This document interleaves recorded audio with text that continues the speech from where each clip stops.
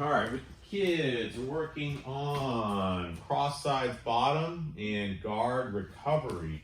So let's maybe like this here. Kaylee gets into a cross sides with me.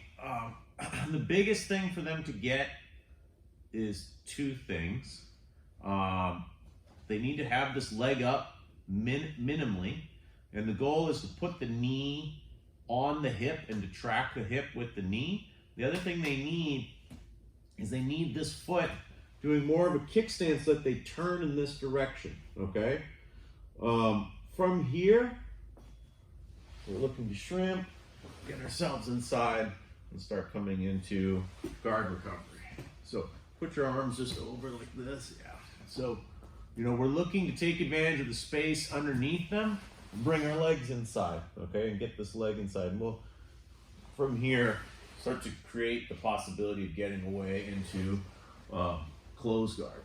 So what I'm doing here, and this is, I think, almost like you could do a separate drill here, is having them track their hip with the knee, and they really need to kind of push themselves off the ground and really lean into the person.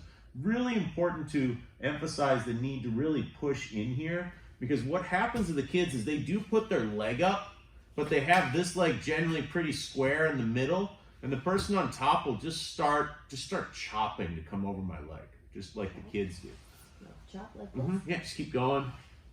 Yeah, and just keep going, and just keep going, and they end up getting broken down to the side like this. So what happens is they have no energy going this way. Like if you try to do that same thing now where I'm turned this way, it's very hard, right? Like makes you start to fall over.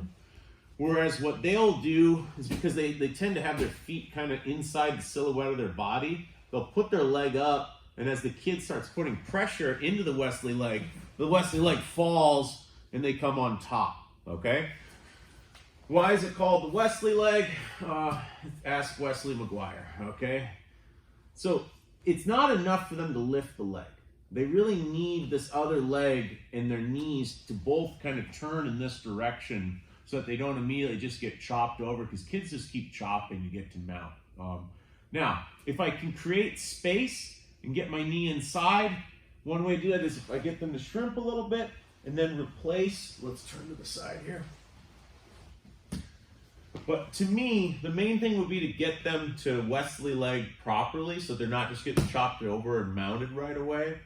Now we're getting more ambitious about hoping that they get all the way to guard recovery.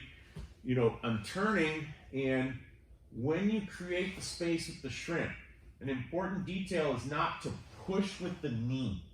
When I push with the knee, Kaylee will just kind of stuff that leg, just stuff it and pass. She just goes right over. So it's not my knee trying to find a way to her belly, okay? My knee is gonna go from, instead of just my knee on her hip, I'm gonna put right here. And you probably have to have them see this. I'm gonna put the top of my instep on her hip. And I'll start to push away, keeping myself on my side, not on my back. So this is gonna make a huge, huge difference.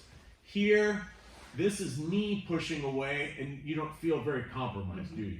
Okay? Versus my instep pushing on your hip. Do you feel that level of compromise? Now it's all about pulling this shoulder away, okay? My bottom shoulder is what's going to create the space. Now from here I can start to bring my leg over. If she opts not to, you can teach the kid guard recovery from here, but that's contingent upon her moving into me. If she moves into me, it's guard recovery, okay? But it could just as easily be, if I get enough distance, this could be going straight to triangles. With kids, because their base and movement's not always great, they may even bring this arm over, and this can be a back take, okay? Kids are very loose with their jiu-jitsu. They do a lot more movement than they do kind of tight structures. So, just one more time here. The big mistakes are, if their legs are really tight like this, even if they bring this leg up, the kid can just chop my leg down. As soon as you just hit it with your leg. If this will knock me over, she'll get a mount from that.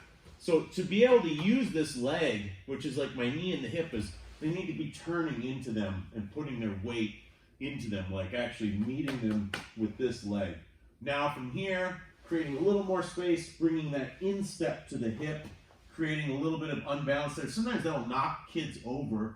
And now once I'm gonna push with that to pull this top shoulder away and start to get my legs back into a good position to be able to do stuff. So really a big thing is getting them to turn into the opponent because they tend to turn away.